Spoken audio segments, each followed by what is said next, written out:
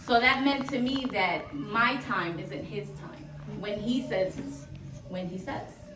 So I obediently sat up and wrote down what he wanted me to say. This word came with a lot of tribulation for me. Like it had me for almost an entire month going through something. Like I would go up and down, and then it came to a point where I was stagnant. I wasn't hearing them, I wasn't feeling them, nothing. It's like I would come to church and I would love to be here, but I wasn't feeling nothing. There was nothing. Like I couldn't pray, all I could do was give him thanks. No prayer would come out of me. And I would say the day that Evie preached, he did something in me when she prayed for me. I had compartments with a lot of my past stored in there, and I wouldn't open them for no one. I said, no, it's going to stay there because it's better not to remember. And little by little, he was opening up the compartments. And as he was opening up the compartments, I started realizing that the more compartments he opened, the more I was starting to feel and starting to hear. And he was using me again. And I was like, oh my God, all this time, that's all you wanted me to do was to open up. I had to open up and let you in and let you filter for you to take me where you wanted me to be, for you to take me to a higher and another level. And it also made me realize, like, another level. Wait a minute. That's my trials. That's my tribulation. Another level. Okay, now I know. You know, I was like in a blind moment because I wasn't feeling or hearing. But this is the word he gave me. And I hope it touches y'all. Just being obedient, so receive the word. The title to the word he gave me was, "What God do you serve?" And the first verse we're going to read is Daniel 1:8. I'm going to read a little before that to get to the 8 so that we can know a little of what's going on right here in this situation. Daniel 1, it's supposed to be 1:8, but I'm going to read it up ahead. I'm going to start ahead. So we're going to read from Daniel 1:8.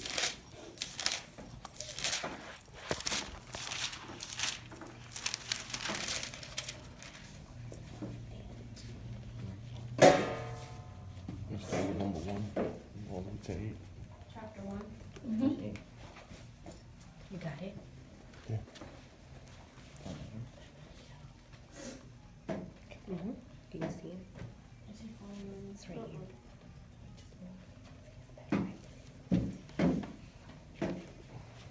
And for those that don't know much about Daniel, Daniel's name means God is my judge.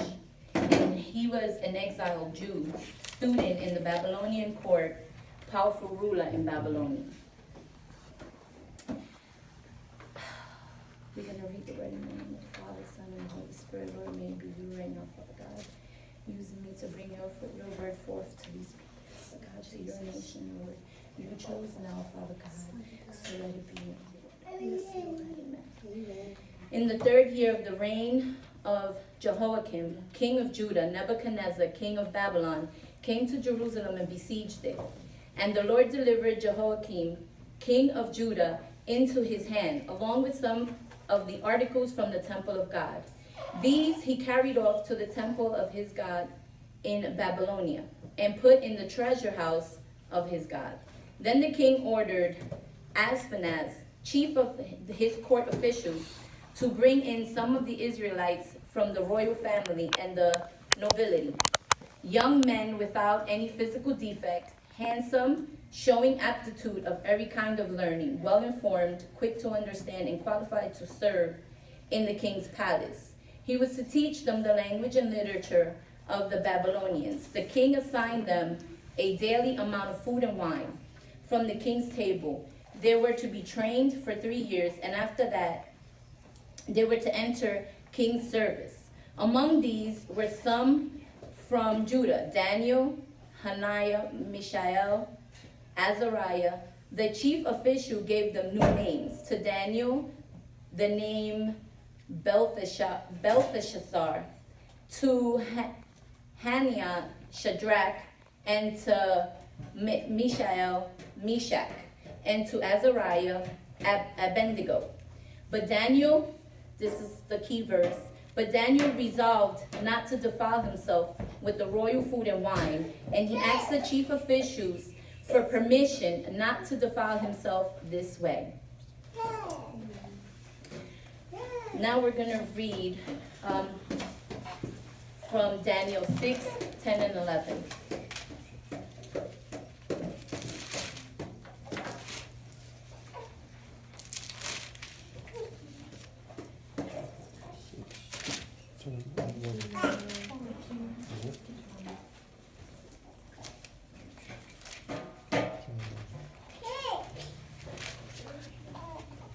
Oh, he's not crying. That's not crying. Yeah.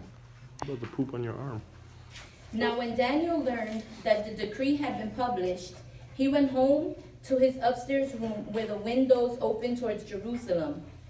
3 times a day he got down on his knees and prayed, giving thanks to his God, just as he had done before. Then these men went as a group and found Daniel praying and asking God for help.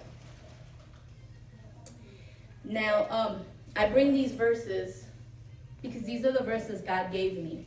And he gave me, yeah, I'm sorry. And he gave me a vision of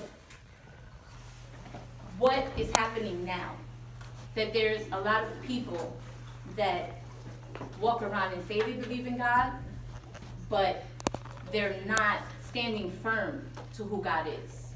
They're still serving other gods. So to begin, many times we begin this walk with God and we find ourselves leaning more to the world than to God.